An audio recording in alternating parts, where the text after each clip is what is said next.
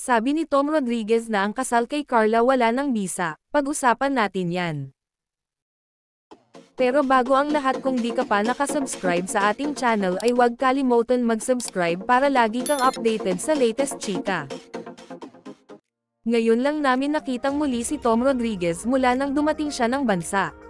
Mahigit 2 taon din siyang namalagi sa US sa kasagsagan ng hiwalayan nila ng ex-wife na si Carla Abellana. Mahaba rin, hindi siya kayang isa-isahin.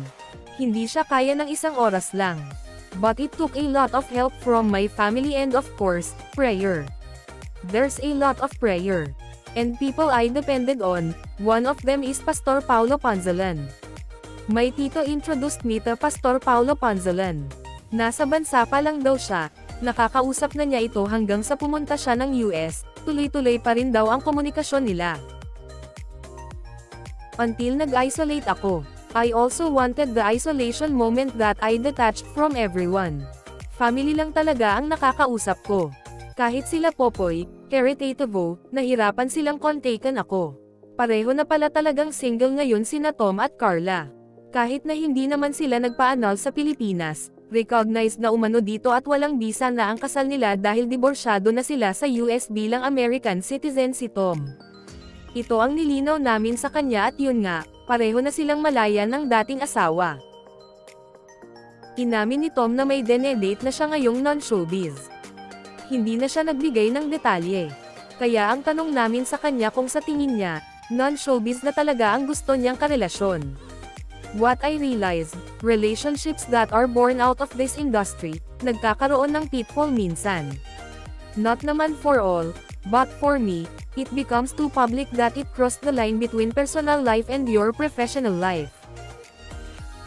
At least this time, parang alam mo kung nasaan ang boundary. Parang mas naaalagaan. Nakangiting, secret, ang sagot ni Tom nang tanungin kung nandito sa bansa o nasa US ang girlfriend niya. Inamin daw niya dahil ayaw na lang niyang mag-hide o magtago. Pero yung detalye ay gusto pa rin niyang i-keep sa sarili. Sa isang banda, nakatapos na ng pelikula si Tom, ang Huwag Mo Akong Iwan, kasama sina Rian Ramos at JC De Vera. Sa direksyon ni Joel Lamangan. Hinihintay naman niya ang pagbabalik teleserye niya sa GMA7 at sa ikatlong quarter ng taon, siya ang gaganap bilang Ibarra sa stage play na huling ginampanan ni Piolo Pascual. In fairness to Tom, bukod sa ang ganda ng katawan niya ngayon, halatang okay na nga siya. Inamin ni Tom Rodriguez na may bago na siyang girlfriend o karelasyon. Isa raw itong non-showbiz. Ang kasal nila ni Carla Abellana ay wala na raw bisa kaya pareho na silang single. Anong masasabi nyo sa ating chismis ngayon? Mag-comment na at subscribe para updated ka sa latest chika na gaya nito. Maraming salamat po.